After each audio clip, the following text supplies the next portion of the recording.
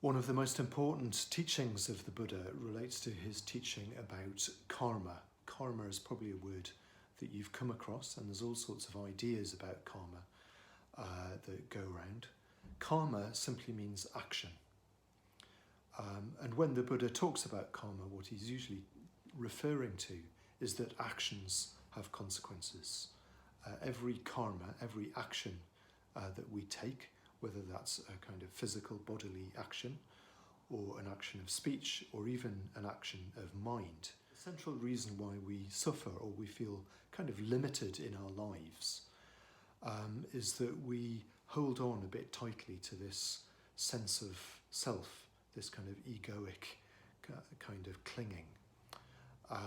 That in itself, we do that because we think it'll make us happier, but that's just a mistake. According to the Buddha, the real way to real happiness is to relax out of that ego clinging. So through every single action that we take from moment to moment, even thought to thought, we're either reinforcing that or we're relaxing out of it. So the core of Buddhist training is really to learn how to relax out of egoic clinging. So how does the law of karma work? Well, the Buddha put it very simply from this little book called the Dhammapada, which is always worth a look.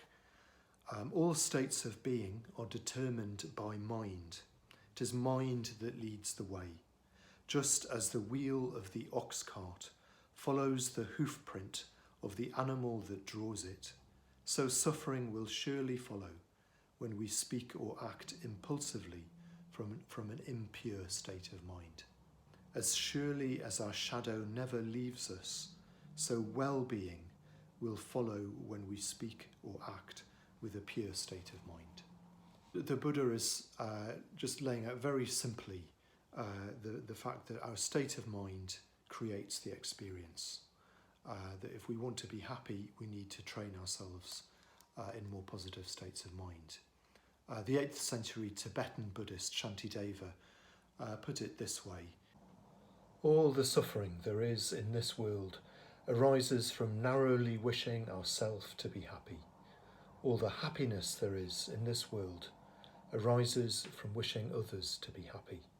One way of looking at karma is that we, all of us, have different strands within us that we've inherited from our previous, the way we've been living in the past.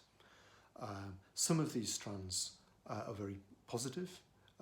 They, habits of kindness, of clarity, of courage, and so on. Some of them perhaps less so. Some of them that actually bring us suffering. Habits like anxiety or aversion towards other people, selfishness, whatever. And we're just a mixture. That's just the way it is. Every human being has have all these sort of different strands. But what we do have a choice about is which ones we give strength to, which ones we cultivate, and which ones we try to move away from. We have responsibility, a kind of radical responsibility for our own happiness.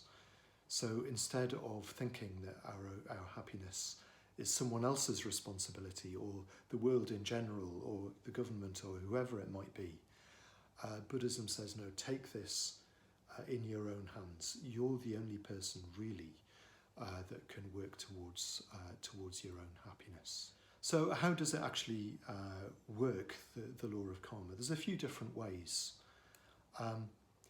In daily life, generally, if we're acting from states of mind like, say, hatred, anxiety, and so on, the world tends to mirror that back.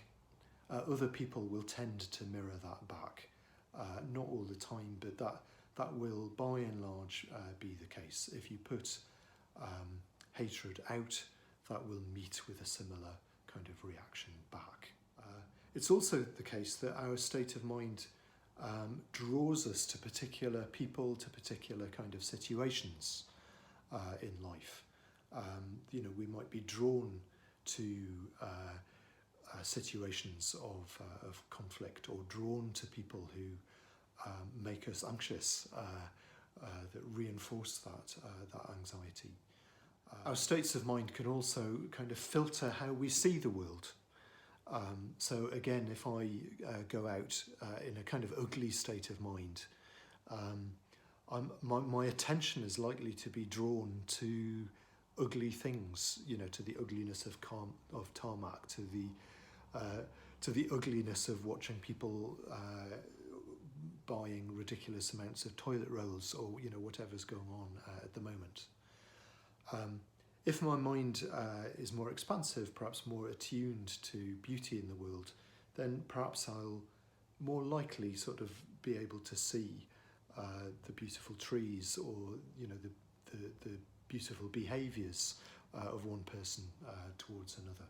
It's also true, though, that just in themselves, states of mind that are sort of contracted and inward looking, those sort of egoic states of mind, are quite simply in themselves constricted and painful, compared to more open, relaxed states of mind that connect with other beings, that are expansive, which are just inherently tend to be in the moment, happier. They give us, in a way you could say this is what instant karma is. So in summary, 3 things.